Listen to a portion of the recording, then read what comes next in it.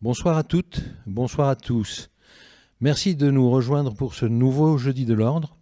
Merci à vous de nous accueillir. Moi, je précise que j'interviens aujourd'hui. En fait, c'est nous qui intervenons. Et c'est très important pour moi qu'on soit à deux, parce qu'on est un espace collectif et justement, on n'est pas du tout un lieu uniquement porté par des médecins. Donc, moi, je suis médecin généraliste. Je m'appelle Ségolène Ernst. Je travaille 2 jours par semaine au Château en Santé, qu'on va vous décrire un petit peu aujourd'hui.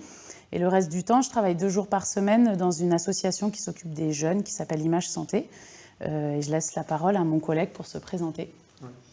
Bonjour, je suis Apoachicus, je suis médiateur en santé et interprète et accueillant. Je fais interprétariat en kurde et en turc pendant consultation médicale et non médicale. Et tout à l'heure, je vous explique un peu qu'est-ce qu'on fait au château, médiation en santé. J'ai essayé d'expliquer un peu mon métier. Là, maintenant, je laisse parole à mon collègue Ségolène. Après, je reviens. Alors déjà, juste pour vous expliquer un petit peu pourquoi on est là, en fait, c'est le Conseil de l'Ordre qui nous a contactés pour nous proposer de partager un petit peu notre expérience autour de ce projet qui s'appelle le Château en Santé. Donc le but aujourd'hui, c'est absolument pas d'amener un savoir expert sur une quelconque thématique, c'est plutôt vraiment de vous raconter un petit peu ce parcours et d'où ça a émergé ce projet, qu'est-ce qu'on y fait aujourd'hui. Et vous verrez que ça a beaucoup à voir avec tous les enjeux sociaux qu'on peut rencontrer en médecine générale. Donc l'idée, c'est aussi de vous partager un peu l'expérience qu'on a après 4 ans d'ouverture sur ces questions d'enjeux sociaux en médecine générale. Donc moi, en fait, pendant mes études de médecine, j'ai été parfois assez démunie, en fait, parce que je me suis retrouvée souvent face à des patients que j'avais appris à traiter avec des médicaments. Par exemple, des patients avec une grosse dépression, j'ai un petit peu appris à les traiter avec un médicament, mais je me suis assez vite rendu compte qu'il y avait beaucoup d'autres choses en fait, qui impactaient sur leur santé et que souvent, moi, la seule solution que je pouvais avoir, c'était de leur donner un traitement, alors que souvent, la dépression, par exemple, pouvait être liée à des problématiques bien souvent d'ordre social. Et du coup, je me suis intéressée à ce sujet-là, à l'impact du social sur l'état de santé et à comment, au niveau du système de santé, on pouvait intervenir sur ces questions-là. Du coup, au moment de ma thèse, en fait, j'ai commencé à faire des recherches et j'ai fait une thèse où j'ai évalué les connaissances et les représentations des internes en médecine générale sur la question des inégalités sociales de santé et de l'accès aux soins. Et en fait, le terme même d'inégalité sociale de santé, je l'ai entendu pour la première fois et compris en faisant les recherches autour de ma thèse. J'ai compris en fait à quel point, selon le niveau social qu'on avait, on pouvait plus ou moins avoir une espérance de vie qui pouvait avoir des écarts parfois de 10 ans. Et surtout, j'ai compris que ces écarts de vie étaient plurifactoriels. En gros, l'inégalité sociale de santé, ça veut dire qu'il existe un gradient continu au sein de la société qui stratifie l'état de santé de la population selon un gradient social. Notre état de santé, il va dépendre de notre richesse, de notre diplôme, de notre lieu de vie, de notre genre, de notre profession. Et c'est pas l'état de santé, il n'est pas polarisé, si vous voulez, entre il y a des riches d'un côté qui sont en bonne santé et des pauvres qui sont en mauvaise santé. Là, par exemple, ce schéma, il montre que selon notre revenu, en fait, on peut avoir des différences d'espérance de vie. Par exemple, pour les hommes, quand on est au RSA, on a une espérance de vie de 71 ans, alors que quand on gagne plus de 5 500 €, on a une espérance de vie de 84 ans. Et on voit que même quand on a un niveau de vie un peu plus élevé, autour de 2 500, 3 000 € par mois, on a une espérance de vie qui est inférieure à des personnes qui sont plus élevées. Donc il n'y a pas les riches d'un côté, les pauvres de l'autre. Et le fait de complexifier un peu ce sujet, c'est très important pour comprendre les causes et du coup pouvoir agir dessus. Un autre exemple, par exemple, en fonction des droits, en fait, on se rend compte que les bénéficiaires de la CMU, donc les bénéficiaires de la CMU, ils ont des revenus, quand ils sont seuls, inférieurs à 750 € par mois. Et en fait, ils ont un taux de mortalité qui est bien supérieur à la population générale. On dit aussi que les personnes qui sont bénéficiaires de la CMU sont victimes de la double peine parce qu'ils ont à la fois une espérance de vie inférieure, mais même pendant leur vie, ils ont une qualité de vie qui est inférieure.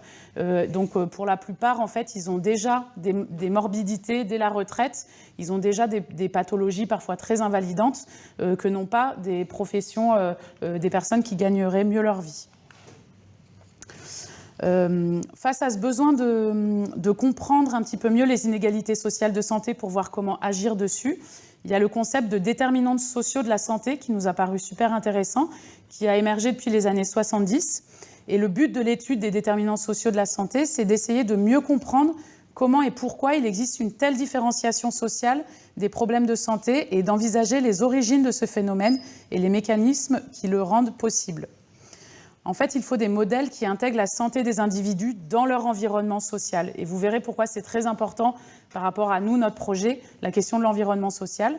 Et parce que cet environnement social, il surdétermine et influence la genèse des pathologies. Et c'est pour ça aussi que quand on va penser des actions de santé, eh ben c'est très important qu'on pense la cause de ces pathologies et qu'on arrive un peu à sortir de l'idéologie un peu plus biomédicale qu'il a existé jusqu'à très récemment. Et d'ailleurs, c'est un petit peu ça qu'on apprend encore à l'école, même si ça évolue un petit peu. On apprend beaucoup le nom des maladies, on apprend un petit peu qu'il y a des facteurs de risque, si on consomme beaucoup d'alcool ou qu'on fume, et en fait, ça va être moins bon pour la santé. Et on apprend à identifier des symptômes qui vont rentrer dans des maladies et à traiter les gens. Mais on n'apprend pas beaucoup à voir la personne de manière très globale, d'un point de vue médico-psychosocial. Typiquement, moi, je n'ai pas appris, par exemple, pendant mes études, l'importance que ça pouvait avoir de recueillir des informations dans les antécédents des patients, autres que purement médicales, c'est-à-dire des informations vraiment sur quel est votre niveau de mutuelle, est-ce que votre mutuelle vous rembourse bien, est-ce qu'en ce moment elle est à jour, comment vous vous sentez dans votre travail. Toutes ces choses-là, ils ont un impact sur la santé qui est autant, voire plus élevé que est-ce que vous consommez de l'alcool ou est-ce que vous avez un diabète, par exemple. Donc, à partir de ces schémas, là, on voit c'est un des modèles, en fait, de ce qui a été modélisé dans les déterminants de santé. On voit en rouge au milieu, c'est la santé. Et en fait, au-dessus, c'est tout ce qui va déterminer la santé. Alors, il y a plusieurs modèles qui existent. Moi, j'aime un peu plus celui-ci, qui est peut-être un peu plus compliqué. Mais en gros, on voit qu'il y a des déterminants très macroscopiques de la santé, qui va être le niveau de vie du pays où on vit, la gouvernante, la politique macroéconomique, la gouvernance.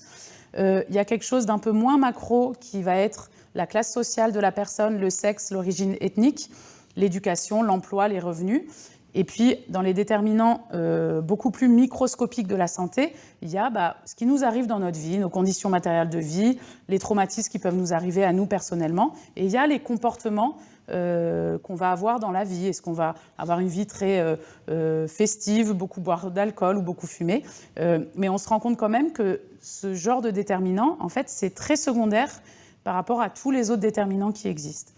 Et l'idée, du coup, nous, quand on s'est réunis en collectif en se disant comment on peut penser un lieu qui intègre un petit peu plus la question des déterminants de santé, et en fait, on s'est basé sur ces concepts-là. On voit aussi dans ce schéma que le système de santé que vous voyez en bas à droite, en fait, il a, en tout cas à l'heure actuelle, une influence très faible. Aujourd'hui, on peut mettre en place plein de choses au niveau du système de santé, de la manière dont les gens vont être accueillis. En fait, ça va avoir un impact qui est évalué qu'à 5 à 15% sur la lutte contre les inégalités sociales de santé. Ça veut dire quoi? Ça veut dire qu'en fait, il faut agir au-dessus du système de santé. Il faut agir sur justement les inégalités de base, en fait, sur les conditions dans lesquelles les gens vivent, les conditions dans lesquelles ils travaillent, des choses comme ça. Néanmoins, moi, je pense, et c'est peut-être un peu optimiste, mais il y a beaucoup de gens qui pensent que la place de ce système de santé, elle peut être bien supérieure. Elle peut notamment, justement, favoriser la lutte contre les inégalités sociales de santé en considérant un peu plus les déterminants de santé dans la manière dont on va soigner les gens. Donc de cette notion de déterminant de santé émergent d'autres notions. Il y a la notion de santé globale, c'est ce que je vous expliquais un peu tout à l'heure, je ne vais pas y revenir. En gros, l'OMS définit la santé en 1978 comme un état complet de bien-être physique, mental, social, qui ne consiste pas seulement en une absence de maladie ou d'infirmité. Et donc c'est là, en fait, où c'est, entre guillemets, officialisé qu'il y a l'organisation sociale et la vie sociale de l'individu va avoir un impact sur son état de santé. Lors de cette même conférence, c'est l'une des premières fois où émerge la notion de santé communautaire, qui est valorisée comme un des moyens de faire de la santé globale. Parce qu'une fois que l'OMS dit qu'il faut faire de la santé globale, ben en fait, le système de santé tel qu'il est pensé, en tout cas en France, dans notre pays, il n'est pas forcément pensé comme ça. On a pris l'habitude de découper un peu les gens, de les orienter chez le cardiologue quand ils avaient besoin pour un problème de cœur, de les orienter chez l'assistante sociale quand il y a un problème social. Mais il n'y a pas de choses comme ça où on pense vraiment les imbrications et les effets de causalité qu'il peut y avoir entre chaque différent problème. Donc la notion de santé communautaire, on parle de santé communautaire quand les membres d'une collectivité géographique ou sociale agissent en commun à toutes les étapes sur les questions de santé. Donc ça va de l'identification des besoins au développement, à la mise en œuvre et à l'évaluation des activités les plus aptes à répondre à leurs priorités. Donc il s'agit vraiment de réfléchir ensemble avec les usagers d'un lieu sur c'est quoi leurs besoins. Et en fait, alors sans faire de la santé communautaire complète, on peut être dans des dynamiques communautaires dans plein d'endroits de nos vies à partir du moment où on réfléchit ensemble à nos besoins communs et à comment on va y répondre. La santé communautaire, elle a beaucoup émergé à l'époque de l'émergence du VIH, ou à l'époque des luttes pour le droit à l'IVG, où en fait c'est à des moments des patients qui sont directement concernés par une problématique, qui vont se réunir ensemble, qui vont prendre en charge leur santé ensemble et qui vont après militer pour que ce soit reconnu par la communauté scientifique. Ça, c'est ce qu'on appelle la santé communautaire, et c'est de là qu'a émergé la notion de santé communautaire avec tous ces collectifs. Alors, qui dit santé communautaire, je vous ai mis cette petite diapositive, je ne vais pas tout relire, mais en fait, le fait d'impliquer des groupes d'usagers citoyens dans un processus où leur point de vue est pris en compte, ça va permettre de développer leur capacité d'agir aussi. Et la méthodologie en santé communautaire permet de diminuer les inégalités sociales de santé. Ça, c'est prouvé scientifiquement. On n'est pas dans des histoires politiques ou de justice sociale. On est vraiment en train de se rendre compte en fait, que le savoir expérientiel des gens, il va avoir un impact tout aussi fort, voire plus fort que le savoir théorique que nous, on apprend en tant que médecins. Et c'est pour ça qu'en lisant tout ça, nous, on s'est dit, mais en fait, c'est pas possible de continuer à rester un peu dans notre communauté médico-centrée sans prendre en compte les besoins des gens qui sont pour la plupart sociales. Qu'est-ce que ça implique, la santé communautaire ? Ça implique du coup un petit chamboulement. Le développement de la santé communautaire nécessite de mettre en place de nouveaux processus d'accompagnement et bouleverse les rapports de pouvoir traditionnels. Elle exige donc un changement de comportement des professionnels et des élus qui doivent être à l'écoute, associer la population, faciliter l'expression des groupes constitués et les intégrer dans les processus de décision. Ça, je trouvais ça important de vous en parler parce qu'en ce moment, c'est un peu le mot à la mode, la participation des usagers. Et en fait, quand on dit participation des usagers, on ne peut pas simplement faire participer des gens et pas les écouter. Donc si on décide de les faire participer, ça veut dire qu'on leur donne un pouvoir d'agir et que du coup, on est prêt aussi à changer nos pratiques pour vraiment prendre en compte ce qu'ils ont à nous dire. Donc nous, en fait, au niveau du Château en Santé, en fait, c'est dès 2011 qu'on s'est réunis en petit collectif de soignants. On était surtout des soignants au début et puis il y a d'autres gens qui n'étaient pas soignants qui nous ont rejoints et qui nous ont beaucoup aidés. On s'est demandé comment faire pour mettre en pratique tout ce qu'on avait appris là, on a beaucoup échangé sur tous ces concepts. Et du coup, on a découvert qu'il y avait déjà des centres de santé communautaires qui existaient, donc qui faisaient, dans la mesure du possible, de la santé communautaire, notamment au Québec, notamment au Canada, en Belgique. Et on a vu aussi qu'en France, il y avait un centre de santé qui s'appelle la Case de santé à Toulouse, qui faisait aussi de la santé communautaire. Du coup, on a essayé d'aller les rencontrer, de comprendre un peu c'était quoi leurs priorités. Et en fait, nous, bénévolement, on s'est tous réunis toutes les semaines pour essayer d'aller toquer à toutes les institutions, notamment à l'Agence régionale de santé, au Conseil régional, trouver un lieu, essayer de comprendre où est-ce que c'était intéressant de s'installer aussi. L'idée de la santé communautaire, c'est aussi d'intervenir dans des lieux où il y a des besoins de santé évidents. Du coup, on est allé demander aux institutions, dites-nous où est-ce qu'il y a un désert médical et où est-ce qu'il y a des besoins. Et en fait, très vite, le parc Calyste, qui est un quartier du nord des quartiers nord de Marseille, a été identifié.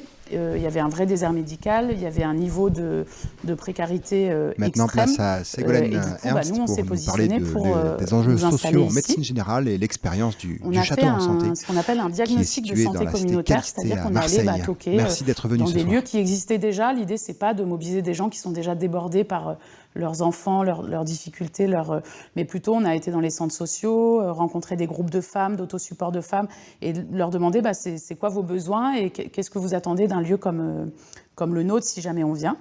Et c'est en se basant un peu sur ça qu'on a pu monter et ouvrir le château en santé en 2018.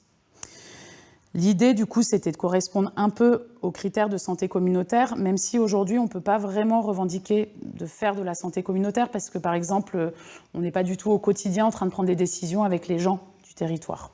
On est au quotidien en train d'être des médecins généralistes, on est les médecins traitants, mais par contre, on est sur un territoire bien donné. Et l'idée, c'est globalement d'essayer de ressentir le plus possible les besoins de la communauté de ce territoire-là. On parle de communautaire, c'est ce que je vous expliquais tout à l'heure, à partir du moment où c'est des gens qui se reconnaissent en termes d'origine sociale, par exemple, ou en termes de territoire, de là où ils vivent. Et du coup, il ne faut pas faire l'amalgame entre le communautarisme, ça n'a absolument rien à voir. On n'est pas en train de se refermer sur nous, on est en train justement d'essayer d'aller les uns vers les autres pour voir quels sont les besoins de tout le monde et comment répondre le mieux à ces besoins-là. Je vais laisser parler mon collègue Apo, parce que du coup, le château a ouvert en 2018 et il va vous présenter un peu aujourd'hui le château, qu'est-ce que c'est. Je présente juste la photo. Donc ça, c'est la vieille bastide qui était désaffectée au centre d'une cité, donc de la cité Calyste. Donc le château, il est entouré de barres d'immeubles et il est au sommet d'une butte. Et c'est une vieille bastide qui a été construite au début des années 1800, qui s'appelle la Villa Valcorme, et qui a pu être rachetée par la ville, qui nous met en location, qui nous fait un bail. Et nous, en fait, on a eu les financements pour la retaper entièrement et pour la transformer en un lieu de santé pouvant accueillir des publics. On a essayé de garder un aspect maison. Et en fait, l'intérieur, on a beaucoup de chance parce que l'intérieur, il y a des peintures murales qu'on a pu garder absolument magnifiques. Et les gens du château ont l'habitude, les usagers nous disent souvent que le fait même d'être accueillis dans un lieu aussi beau, ils sont déjà un petit peu guéris, en fait, d'être dans un lieu joli. Oui, c'est magnifique. Oui. Et le château en santé, c'est un centre de santé associatif. Et on est situé, comme Ségolène, elle a dit qu'on est situé au 15e Marseille à Calyste. Et on a en ce moment 16 salariés, tout le monde est salarié. Il y a 6 médecins et 2 infirmières, une conseillère conjugale familiale, une assistante sociale, 2 médiateurs en santé et interprètes, et l'autre médiateur en santé, elle fait interprétariat comorien, et 2 orthophonistes, un gestionnaire et une agence d'entretien. Et on a une équipe pluriprofessionnelle premier recours, et on fait consultation sur rendez-vous et sans rendez-vous, notamment et sans rendez-vous, c'est avec les médecins et tous les autres professionnels. Et moi, assistant social, orthophoniste, ils font des consultations sur rendez-vous. Et en termes d'organisation, on fait beaucoup d'échanges entre les professionnels. On fait pas mal de co-consultations et on fait pas mal de consultations longues aussi. Et dans le château en santé, on fait des ateliers collectifs, on fait ateliers de jardinage et on a un groupe de femmes qui marchent tous les mercredis matin et autour du château, il y a des collines, elles se trouvent devant le château, après ils vont aller marcher vers la colline. Et c'est une promenade pendant 2 heures et tous les mardis matin, sans inscription, elles viennent, elles se trouvent. L'idée un peu marcher, en même temps faire un échange entre elles et un peu mobiliser aussi. Cet atelier, depuis 3 ans, il existe, non, 4 ans peut-être. 4 ans, et vraiment, ça fait une bonne réseau et beaucoup de participants qui viennent, qui changent pas mal autour de cet atelier. Et ouais, après, on fait pas mal différents ateliers. On a fait un atelier de radio et on parle d'actualité pendant cet enregistrement de radio. On a fait Café Santé aussi. Café Santé, l'idée de Café Santé, partager l'actualité avec les usagers. Et du coup, on se trouvait avec les habitants, on parlait les sujets actuels, vaccination ou d'autres sujets, ce qu'ils pensent les usagers. Et du coup, on parle ça aussi. Et on a différents ateliers aussi. On a une groupe préparation d'accouchement aussi. Préparation d'accouchement. Et dans fur et à mesure, on change les ateliers. C'est à la demande des habitants, on essaie de créer des ateliers, on fait des ateliers et ça change souvent en fait. Du coup, j'ai parlé un peu, j'ai dit que je suis médiateur en santé. J'aimerais bien un peu expliquer mon métier, c'est quoi exactement. C'est vrai que pour moi, c'est difficile de définir médiateur en santé, c'est quoi exactement. Et j'ai essayé un peu dessiner, j'ai essayé un peu expliquer avec le dessin qu'est-ce que c'est exactement médiation en santé. Sur le schéma, vous voyez qu'il y a une usager, il est en dehors de notre système de santé prévention. En fait, il est dehors parce qu'on voit plusieurs barrières. Ça peut être une barrière de langue, numérique, géographique, économique ou différentes barrières en fait. Notre but en tant que médiateur en santé, mettre cet usager dans notre système de santé en franchissant ces barrières, une ou plusieurs barrières. C'est la première chose qu'on détecte, c'est quoi le problème, pourquoi il n'est pas dans notre système de santé. Après, on détecte le problème, on essaie d'enlever les barrières, après on essaie de mettre dans notre système de santé prévention. Et du coup, quand on a franchi les barrières, quand il est dans notre système de santé, c'est pas fini en fait, parce que notre système de santé, il est très bien, mais il est super complexe aussi. Et du coup, les usagers, ils se perdent facilement dans notre système de santé et ils renoncent aux soins parce qu'ils n'arrivent pas, en fait, ils ne voient pas au bout de leur parcours de soins. Et du coup, notre idée de l'accompagner chaque étape, d'assurer ce parcours de soins, de continuer son soin. Et pour nous, c'est très important. Je fais pas mal d'accompagnement à l'hôpital ou différents lieux pour assurer toutes les consultations, pour assurer tous les parcours de soins. En fait, pour nous, c'est très important. Vraiment, ces barrières, notamment langue, ça pose beaucoup de problèmes pour continuité de soins, en fait. Mais c'est pas fini toujours. Quand on parle de santé, et notamment on parle un peu social aussi. Notamment, j'ai donné un exemple ici. Et dans notre centre de santé, il y a une dame, elle est venue, elle est une victime de violence. Et du coup, j'accompagne SOS Femmes. Après, j'accompagne à la police, aux avocats, à la CAF. Pour toutes ces démarches, je les accompagne. En fait, peut-être ça ne touche pas direct la santé, mais ça touche indirect un peu. Et du coup, mon but, c'est d'accompagner et elle ne perd pas pendant toutes ces démarches, en fait. Aujourd'hui, elle est séparée avec son mari, elle vit avec ses enfants, elle est plutôt bien, elle est plutôt une situation rassurante aussi. Je vais vous donner un petit cas clinique pour un peu concrétiser mon métier. Et au château, qu'est-ce qu'on fait aussi? En fait, c'est ça qui se parle un peu plus pour nous.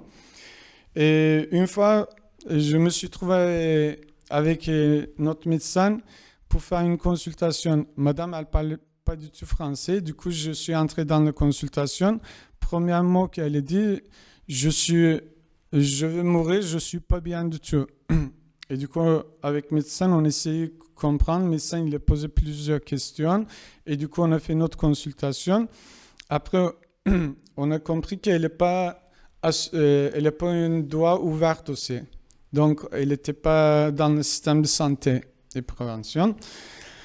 Et du coup, le lendemain, je lui ai donné un rendez-vous pour préparer son dossier, pour occuper toutes ces démarches. Et le lendemain, quand on s'est trouvés, j'ai eu du temps de parler avec elle. Et du coup, j'ai un peu écouté qu'est-ce qu'elle fait dans la vie. J'ai appris qu'elle travaillait dans un resto pendant la nuit. Et du coup, elle avait un enfant de 4 ans qui n'était pas, pas scolarisé. Et du coup, pendant la nuit, elle bossait. Derrière le resto, il y avait un petit studio. Son fils, il dormait. Mais quand elle rentrait le matin à la maison, elle était obligée d'occuper avec son fils. Elle ne se posait jamais, en fait. Et du coup, pour ce temps, je fais pas mal d'accompagnement pour aller à l'école, pour inscription de l'école. Et son enfant, il a commencé à l'école, il a commencé à manger à la cantine. Là, madame, maintenant, elle se pose un peu quand son fils il est à l'école. Et du coup, on a continué à faire des consultations médicales, bien sûr. Est-ce qu'il y a quelque chose? Tous les examens, ça montrait que c'est plutôt rassurant. Elle est un peu moins fatiguée qu'avant. Elle est toujours fatiguée parce qu'elle a un travail dur. Mais là, elle se sent beaucoup mieux, en fait. Et cette cas clinique, ça nous montre bien comment on travaille au château en équipe, comment on fait échange avec les autres professionnels et comment on avance. On ne fait pas de miracle peut-être, mais ça nous montre bien où on est situé. On est situé dans un quartier vraiment abandonné. Il y a beaucoup de gens qui sont dans une grande précarité, grande vulnérabilité. Et du coup, on les accompagne et on fait des choses, ce qu'on peut faire en fait. Voilà, c'est un peu globalement comme ça. Merci. Et je le passe encore second. Ah non, je n'ai pas besoin. Ouais. Merci Apo. C'était pour compléter un peu ce que disait Apo. Cette dame, par exemple, en fait, elle est venue, elle se sentait très mal, elle avait très très mal à la tête. Et en fait, on n'aurait jamais compris dans le cadre d'une consulte qu'en fait, elle ne dormait jamais. Et c'est à travers le temps qu'elle a passé avec Apo, mais en dehors d'un temps médical, qu'on a compris ça. Et en fait, cette dame, elle a arrêté d'avoir mal à la tête et d'être épuisée le jour où on l'a aidée à scolariser son fils. Juste dans une consulte médicale, en fait, on lui aurait donné du Doliprane qui n'aurait pas marché, puis du Tramadol qui n'aurait probablement pas marché non plus. Elle aurait eu pas mal d'IRM cérébraux, elle aurait eu des consultations migraines. Enfin, juste, en fait, c'est typiquement ce genre d'exemple-là qui montre qu'en fait, on a besoin d'être tous là et qu'on a besoin d'être tous au même niveau. Pour revenir sur les groupes de femmes, par exemple, on a constaté aussi que le fait que les femmes viennent tous les mardis dans ce groupe d'autosupport qu'elles ont souhaité, elles, en non-mixité, et ben en fait, elles échangent sur leurs inquiétudes, sur parfois des violences qu'elles peuvent subir, sur tout ça. Et on a constaté qu'elles venaient moins en consultation. Le fait de venir tous les mardis marcher avec soit notre collègue infirmière, soit notre collègue conseillère conjugale et familiale, qui anime un peu le groupe, et ben en fait, ça baisse le taux de consultation médicale et du coup, ça baisse le taux de prescription médicale. Du coup, ça baisse la iatrogénie aussi. Enfin, il y a beaucoup de choses en fait qui impactent à partir du moment où on considère un peu plus le social et les déterminants de santé et qu'on sort un peu du médico-centrisme, quoi. Pour continuer à vous parler un peu du château, là, c'est typiquement une genre de réunion du château. On est dans un système de gouvernance partagée parce que ça nous paraissait, à partir du moment où on est sur de la santé communautaire et qu'on décide du coup de valoriser autant les savoirs expérientiels que les savoirs théoriques, et qu'on donne la place à tout le monde, en fait, on s'est dit que les pouvoirs, ils doivent être aussi partagés. C'est un peu ce que je disais tout à l'heure sur la question de la santé communautaire. Ça ne sert à rien de demander leur avis aux gens si on ne les écoute pas et si du coup, ils n'ont pas un pouvoir aussi dans ce qu'ils proposent. Du coup, on a différents niveaux de prise de décision. Ça peut être soit dans des sous-groupes de travail, soit entre équipes salariées, soit avec les membres de notre CA. Le CA, donc l'association, il est collégial, c'est-à-dire qu'il n'y a pas de président, de trésorier, de choses comme ça. C'est 8 membres qui sont tous au même niveau et qui se partagent certaines missions. ils ont tous le même niveau, même au niveau juridique, le même niveau de responsabilité les uns les autres. Les décisions sont prises au consensus. Alors quelquefois, la question de la gouvernance partagée ou de l'autogestion, on passe un peu pour des anarchistes, mais en fait, c'est extrêmement rigoureux, justement pour que ça marche dans un collectif à 17. On a énormément d'outils d'aide à la décision. On a des systèmes de couleurs, on a des systèmes, là, je vous ai mis une photo où il y a plein de tableaux, de post-it, où en fait, on a appris petit à petit à prendre des décisions au consensus, ce qui a fait que, par exemple, au moment de la crise du Covid, on a été hyper efficace parce qu'on avait tous les outils qui étaient en œuvre et que tout le monde est partie prenante au même niveau. On a quasiment les mêmes salaires. Il y a un écart de salaire maximum de 300 € entre le plus haut et le plus bas salaire au château, de 400 €, pardon. Ce qui fait qu'en fait, le château, c'est un lieu qui est à tout le monde. Tout le monde se sent responsable. Et du coup, le jour de la crise Covid, tout le monde était sur le pont. Les orthophonistes, on a arrêté les consultes d'orthophonistes, mais elles étaient à l'accueil. Les travailleurs sociaux, ils étaient aussi à l'accueil. Ils faisaient de l'explication, ils accueillaient des gens pour du vaccin. Enfin, chacun s'est mis là où il pouvait être pour que le lieu fonctionne, parce que c'était notre outil de travail à tous. Et on n'est pas salarié par quelqu'un qui nous dit ce qu'on doit faire. Alors concrètement, parce que l'exemple du château, c'est un exemple qui est un peu particulier, et j'imagine bien qu'il ne peut pas y avoir des centres de santé comme ça partout, et puis surtout, je pense quand même, en fait, avec le temps, que ça pourrait être nécessaire qu'il y en ait de partout. Je ne pense pas qu'on s'adresse que aux gens extrêmement précaires, mais en tout cas, ce n'est pas le cas pour l'instant, et du coup, je me disais que ça pouvait être quand même intéressant de parler un peu de notre expérience depuis 4 ans, qui est beaucoup orientée vers la médecine sociale, qu'est-ce qu'on en a tiré et qu'est-ce qu'on peut faire aussi, nous, au niveau individuel en consultation, qu'on soit au Château Haut Santé ou dans un cabinet libéral tout seul. Là, je vous ai mis une photo en fait, d'une recommandation du Collège de la médecine générale il dit pourquoi et comment enregistrer la situation sociale d'un patient adulte en médecine générale. Il parle notamment du score EPIS et justement il propose, au lieu de relever que les antécédents médicaux, de relever des choses aussi importantes que quel est l'état de vos droits, par exemple quand est-ce que se termine votre CMU, on dit maintenant CSS, pardon, est-ce que vous savez lire? Alors les gens peuvent mal prendre la question, mais nous on a pris l'habitude de la formuler par exemple en disant est-ce que vous avez besoin d'aide pour comprendre ce que j'ai écrit sur cette ordonnance. C'est incroyable le nombre de gens. Nous, chez nous, on évalue à 25% le nombre de gens qui ne savent pas lire. Et même chez des personnes qui ont grandi et ont été scolarisées en France, on évalue à 14% le taux d'illettrisme. Donc, si on n'a pas ça en tête quand on reçoit des patients, ça veut dire qu'en gros, on pourra faire toutes les ordonnances du monde. S'ils ne peuvent pas relire ce qu'on a écrit, ils ne comprendront pas.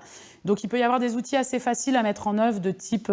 Nous, on fait des petits dessins, on a des petits autocollants, matin, midi, soir, des choses comme ça. Et il y a aussi l'importance d'avoir un petit peu de connaissances sur en fait, le social, tout ce qui entoure le soin somatique. Souvent, on nous a renvoyé que en fait, les médecins, ils n'ont pas le temps, ce que je suis complètement d'accord. Et ce n'est pas des assistants sociaux, mais le fait juste de connaître, par exemple, c'est quoi à peu près les droits auxquels ont droit les gens, et de connaître le réseau qui nous entoure, et en fait, ça fait gagner beaucoup de temps, et ça fait diminuer le sentiment d'impuissance. Parce que je crois vraiment qu'il y a énormément de médecins généralistes qui se sentent vraiment impuissants et qui ont comme seul outil l'ordonnance, alors qu'ils savent pertinemment que le problème des gens, c'est pas ça, en fait, voire on va être iatrogénique, mais on donne un médicament parce qu'on ne sait pas quoi donner d'autre. Donc là, je vous ai juste mis très rapidement, parce que c'est un schéma qui m'a beaucoup parlé. Quand les personnes sont dans des situations précaires, qui ont des faibles revenus, en gros, il y a soit ils ont un titre de séjour, ils ont le droit d'être sur le territoire. Ça peut être par exemple même des demandeurs d'asile, mais qui sont en cours de demande d'asile. Ils relèvent de l'ex-CMU qui s'appelle la CSS maintenant. Et du coup, ils n'ont pas d'avance de frais à faire, ils n'ont pas besoin de payer. S'ils sont en situation irrégulière, qu'ils n'ont pas de titre de séjour sur le territoire, ils relèvent de l'aide médicale d'État. L'aide médicale d'État, ils n'ont pas de carte vitale, ils ont une petite carte qui n'est pas une carte vitale. Et ils ont le droit aussi au tiers payant intégral. Ils ne sont pas censés faire l'avance des frais. Ces deux types de sécurité sociale doivent être renouvelés tous les ans. Et par exemple, c'est minimum 2 mois, voire 3 mois pour le renouveler. Donc par exemple, quand on voit qu'un patient, sa carte, son attestation, elle se termine dans 2-3 mois, et en fait, nous, on oriente quasi systématiquement vers la sécurité sociale Alors nous, on a en plus une convention avec la Sécu qui nous permet d'aller déposer directement les dossiers parce qu'on a une assistante sociale qui nous aide là-dedans, mais c'est un dispositif particulier qu'on ne peut pas avoir partout. Mais par contre, juste de dire aux patients, attention, vos droits se terminent, il faut vous y prendre 3 mois avant. Moi, je ne sais pas, on ne me l'avait pas dit, quoi. Pendant mes 10 ans d'études, on ne me l'a pas dit. Je l'ai appris à mes dépens parce que je me suis retrouvée avec des gens avec des pathologies graves qui n'avaient plus de sécu. Moi, en fait, je peux faire un acte gratuit. Il y a beaucoup de médecins qui font des actes gratuits, mais ce n'est pas non plus rendre service aux gens. Parce qu'en fait, une fois qu'ils ont fait l'acte gratuit, ils ressortent les gens avec une ordonnance pour une prise de sang, pour des médicaments, et ils n'ont pas les moyens d'aller se les acheter. Donc ça, c'est un truc tout bête de demander aux gens quand est-ce que se finit leurs droits et de les inciter. Si les gens n'ont plus de droits, il y a plein de dispositifs qui existent. Alors, je suis désolée pour des gens qui ne seraient pas de Marseille, mais quand même, c'est dans la majeure partie des villes. Mais c'est un petit panel rapide des lieux en fait, où on va pouvoir s'occuper de gens qui n'auraient plus de droits et plus généralement des lieux du social à Marseille et dans les environs. Il y a la PAS, qui est une permanence d'accès aux soins de santé. Ça, c'est depuis la loi contre les exclusions de 1998. Il y a des services PAS normalement dans tous les hôpitaux de taille moyenne ou grande. À Marseille, il y en a une à la Conception, il y en a une à l'hôpital Édouard Toulouse, il y en a une à l'hôpital Nord. Et en fait, dans ces PAS, les gens qui n'ont aucun droit doivent pouvoir bénéficier d'une délivrance de médicaments, de consultations médicales, de prise de sang. Donc si par exemple vous avez des gens qui sont en rupture de droit dans votre consultation de médecine générale ou même dans votre consultation de médecin spécialisé, vous pouvez tout à fait leur conseiller d'aller à la PAS. Et vous pouvez leur faire même une ordonnance et leur dire « je sais que vous n'aurez pas les moyens de payer la Sécu, les médicaments, mais allez à la PAS, on vous délivrera ces médicaments. C'est un droit, c'est légal et l'hôpital public est financé pour ça. » Dans ces PAS, il y a aussi des assistantes sociales qui vont aider les gens à renouveler rapidement leurs droits. Donc, il ne faut vraiment pas hésiter. Alors, je dis qu'il ne faut pas hésiter. Malheureusement, on est sous-doté, les PAS sont un peu débordés. Mais ça ne mange pas de pain de savoir que ça existe. Parce que, par exemple, nous, au château, on a le dépliant. Maintenant, on a fabriqué des liens chouettes avec les médecins. Et quand on a une galère, les patients, ils sont reçus extrêmement rapidement dans ces lieux-là. Maintenant, il y a une PAS de ville qui permet à des gens qui n'ont pas de sécu d'aller chez des médecins généralistes en ville, qui ont une convention. Et du coup, tant qu'ils n'ont pas de sécu, c'est l'association PAS de ville qui paye la consultation et qui paye dans des laboratoires conventionnés, dans des pharmacies conventionnées les médicaments. Et le jour où la sécu est ouverte, les médecins sont payés par la sécu. Donc c'est des médecins qui acceptent d'être payés quelquefois un peu plus tard, ou des labos ou des pharmacies qui vont être payés un peu plus tard par une association le temps que les droits des gens ouvrent. Ce qui est super là-dedans, c'est que les gens ils commencent un vrai suivi médecin traitant dès le début et ils n'attendent pas d'avoir des droits ouverts pour ça. Et il y a plein d'autres dispositifs d'accès gratuit à des soins. Et ça, il y a pas mal de gens qui ne le savent pas. Mais par exemple, si vous avez des patients qui ont du mal à accéder à un suivi gynéco, il y a les centres de planif et d'éducation familiale où il y a des consultes gynéco. Même avec ou sans mutuelle, avec ou sans sécu, ça peut être gratuit. Quand les gens, en fait, ils accueillent tout le monde. Il y a accès à des médicaments, il y a accès à des échographies, notamment pour des suivis de grossesse. À la PMI, il y a le suivi des enfants, c'est légal et c'est obligatoire aussi. Avec ou sans droit, ils peuvent être suivis, ils peuvent être vaccinés gratuitement. Il y a tous les dispositifs de lutte contre les maladies infectieuses, notamment le CLAT, le CEGID, donc le CLAT qui est lutte contre la tuberculose, le CEGID qui fait des dépistages. Et il y a aussi quelque chose qui est peu connu, mais les CMP, les centres médico-psychologiques, quand vous avez des patients avec des pathologies psychiatriques ou avec une souffrance psy qui n'ont plus de sécu, dans ces lieux-là, légalement, il y a une obligation à ce qu'ils délivrent gratuitement des médicaments et qu'ils assurent un suivi. Dans tous ces lieux-là, il y a des assistantes sociales, il y a des assistantes sociales dans tous ces lieux-là, et dans les CMP, il y a des assistantes sociales, des psychologues et des psychiatres. Donc, quelquefois, en fait, le patient, s'il relève d'un de ces lieux-là, le fait de l'orienter là-bas, lui expliquer comment y aller, voire même de décrocher son téléphone pour prendre un rendez-vous s'il n'est pas bien francophone, en fait, ça y est, il est parti dans le droit commun. Il va avoir là-bas une consulte d'assistance sociale, il va renouveler ses droits. Donc, ce que je veux dire, c'est que oui, il y a un moment où ça prend du temps, mais en fait, quelquefois, ce temps-là, si on le prend, la personne, elle est vite, elle retourne dans le cercle que vous a expliqué Apo. Apo, il s'occupe de patients où il faut être, aussi de gens où il faut être longtemps les accompagner, mais il y a aussi des fois où il suffit d'une petite orientation, quoi. Voilà. Et puis, si vraiment il n'y a pas de sécu, pas de place à la PAS, il y a aussi les centres d'accueil d'orientation de médecins du monde qui sont des dispensaires et qui accueillent les gens sans sécu. En vous expliquant ça, je vous précise que nous, on n'est pas... Souvent, les gens croient qu'on est un dispensaire. On est un lieu de soins du droit commun. On est les médecins traitants des gens sur un territoire. mais on n'est pas un lieu qui va s'occuper des pauvres. C'est pas du tout. C'est un lieu où on est des médecins généralistes avec plein d'autres professionnels qui nous aident à faire le mieux possible notre travail, mais on est des médecins de premier recours, quoi. Focus sur l'interprétariat en santé, juste pour dire que c'est en train de prendre de l'importance, que c'est maintenant référencié dans les métiers de l'HAS, qu'à Marseille, il y a une plateforme interprète portée par l'association Osiris, qu'on peut appeler, qu'il y a aussi une plateforme qui s'appelle Interservice Migrants, qui est une plateforme téléphonique à Paris, où en fait, n'importe quand, on appelle et on a accès à environ toutes les langues du monde en mettant le haut-parleur pour comprendre ce que nous dit le patient. Le problème, c'est que c'est des dispositifs qui coûtent un peu d'argent. Et du coup, mais maintenant, ça commence à être de mieux en mieux financé. Par exemple, nous, on a demandé un financement à l'ARS. Je sais qu'il y a des maisons de santé pluriprofessionnelles à Marseille qui ont fait ces mêmes demandes, qui ont obtenu des financements et qui peuvent maintenant appeler n'importe quand pour avoir de l'interprétariat. Et quand on peut communiquer avec son patient, on peut le soigner. Moi, j'ai du mal à comprendre comment on peut soigner quelqu'un qu'on ne comprend pas. Et juste les partenaires sociaux, dans les Bouches-du-Rhône, c'est les MDS, les Maisons des Solidarités. Normalement, quand on habite dans un endroit, on a une assistante sociale référente. Heureusement, tout le monde n'en bénéficie pas. Mais si vous habitez dans le 5e, vous pouvez à tout moment aller dans la maison départementale des solidarités du 5e arrondissement, qui est portée par le département des Bouches-du-Rhône. Et en fait, là-bas dedans, il y a plein d'assistantes sociales qui vont pouvoir vous aider pour faire valoir tous vos droits. Et il y a aussi la ville de Marseille qui produit tous les ans le guide de l'urgence sociale. Là, vous avez vraiment tout. Où se soigner, où trouver des vêtements, où manger, où dormir. Nous, ça nous aide pas mal quand même parce qu'en fait, il y a plein d'infos et ça évite de fabriquer toujours son propre répertoire. Voilà, là, il y a plein d'autres choses. Il y a le COMED qui est un comité d'accompagnement des exilés sur leur santé.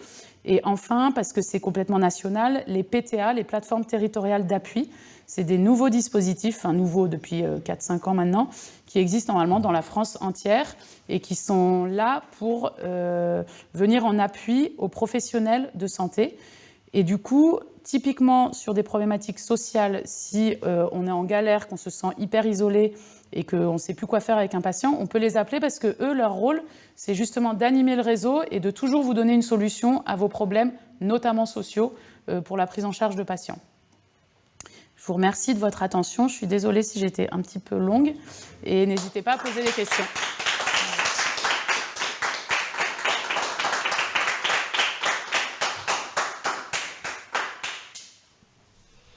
Un grand merci Ségolène pour cette présentation brillante. Il y a des questions qui sont arrivées durant l'intervention.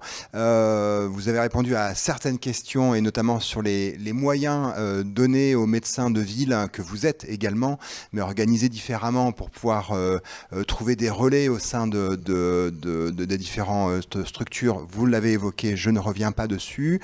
Il y a des questions qui concernent les habitants qui sont de deux types.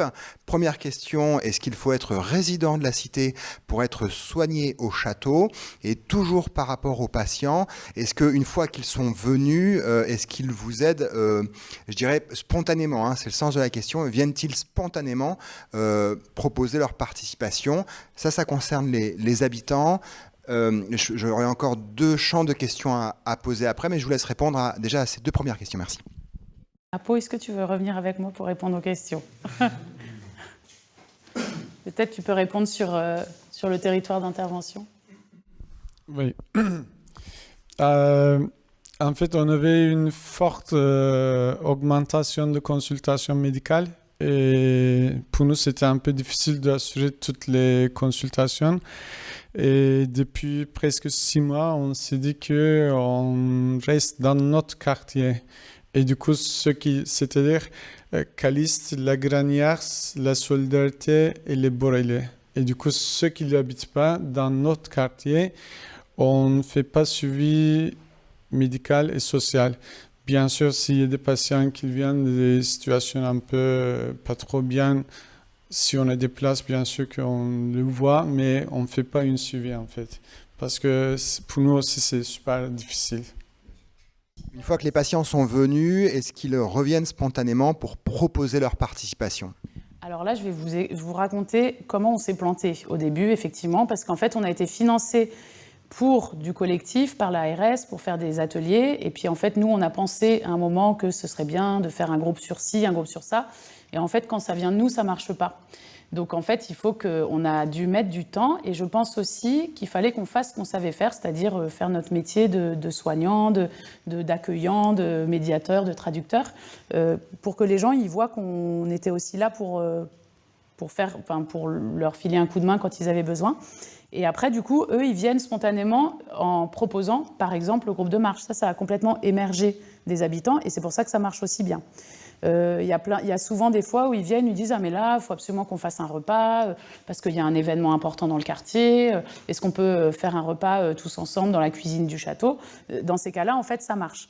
Là, on a intégré récemment 4 personnes dans le CA, 3 personnes qui sont vraiment issues du quartier, il y a une maman d'un jeune garçon handicapé que les orthophonistes suivent, il y a un patient aussi qu'on suit, enfin, il y a pas mal de... Et du coup, on commence petit à petit. Mais c'est sûr que c'est jamais gagné d'avance.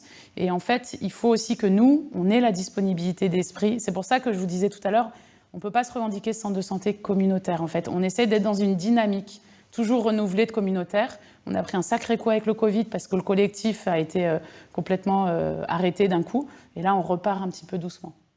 Il y a 2 questions qui se regroupent un petit peu autour du futur et je les synthétiserai de la sorte. Dans un avenir idéal, comment voyez-vous l'évolution de votre structure d'ici 5 ans ?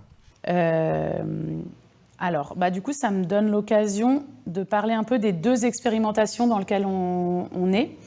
En fait, cette structure, elle est aussi, enfin en tout cas ce qu'on partage tous, c'est l'idée de sortir un petit peu du paiement à l'acte. On est d'accord en fait pour dire que finalement les gens, on les soigne autant en allant marcher dans la colline 2 heures qu'en faisant des consultations. Et du coup, en sortant du paiement vraiment à l'acte, on peut inventer plein d'autres choses en fait. Et notamment plus prendre en compte les déterminants de santé.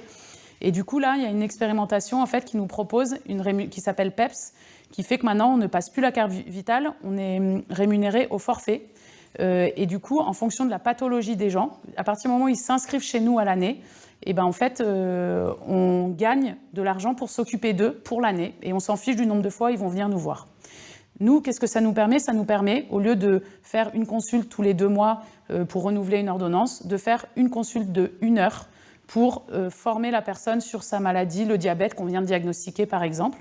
Et si on prend ce temps-là, pendant 1 heure, et que ça ne nous fait pas perdre d'argent parce qu'on ne va pas gagner que 25 € en 1 heure, vu que de toute façon on est payé à l'année pour s'occuper de lui, en fait on voit complètement différemment notre manière de fonctionner. Ça c'est sur la partie des actes médicaux. Et l'autre expérimentation dans laquelle on est, ça s'appelle SECPA, Structure d'exercice coordonné participatif. Ça, c'est lancé par l'État. Et en fait, ils disent, dans des lieux comme le vôtre, pour que vous soyez viable, parce que jusqu'à maintenant, on n'est pas viable. En fait, jusqu'à maintenant, tous les ans, on passe un temps démesuré à chercher des financements sur du projet. Donc, on doit inventer tous les ans des nouveaux projets. Alors qu'en fait, moi, mon projet, c'est juste de soigner le mieux possible les gens. Donc on invente, mais en fait ça ne marche pas trop, et puis d'une année à l'autre, on ne sait vraiment pas comment on va fonctionner. Depuis cette année, on est dans cette expérimentation qui dit il faut que vous soyez viable. Les centres de santé qui décident d'ouvrir dans ces lieux-là, ce n'est pas possible que vous fermiez. Du coup, ce qu'on fait, c'est qu'en fonction du nombre de patients médecins traitants que vous avez, on va vous financer un certain nombre de postes à partir du moment où vous répondez à certains critères. Les critères, c'est proposer de l'interprétariat systématiquement aux patients qui en ont besoin, proposer un suivi psychologique, proposer de la médiation en santé et médiation psy et interprète. Si on a ces critères-là, on a un certain nombre de postes qui sont financés de manière pérenne au fonctionnement. On n'est plus dans du paiement au forfait, au projet. Et du coup, nous, ça nous pérennise. Donc là, on est assez positif sur l'avenir du lieu. Je pense que dans 5 ans, on aimerait être encore plus dans le communautaire et plus dans le participatif. Et on aimerait déjà être encore là et continuer à être financé comme on l'est et continuer à être soutenu parce que c'est vrai qu'on est extrêmement soutenu, vraiment l'ARS, le conseil régional, département, tout le monde, pour l'instant, on a plutôt bonne presse par rapport à d'autres associations du territoire. On est plus soutenu, mais j'espère qu'il y en a d'autres assos qui seront bien soutenus, notamment les centres sociaux qui entourent le quartier, qui vont très très mal et qui rendent les gens... En fait, ça rend malade les gens quand un centre social ferme. Et ça, c'est compliqué à faire entendre en fait aux institutions. Voilà. Oui, ça s'entend très bien, surtout suite à l'explication de tout à l'heure qui est on soigne les gens, non pas à coups de médicaments, mais en les faisant aussi marcher dans la montagne et en les faisant parler. Merci beaucoup à tous les deux pour cette belle présentation. Je laisse le mot de la fin à Jacques Roméo. Avec beaucoup d'humilité, je voudrais dire merci à nos 3 intervenants. Ils ont conjugué le verbe donner ce soir, don d'organes, don de soi, aller vers l'autre, partager, expliquer, comprendre, aider, lutter contre les inégalités, agir ensemble, enfin, respecter la vie de tous. Merci beaucoup. Merci à vous. Merci.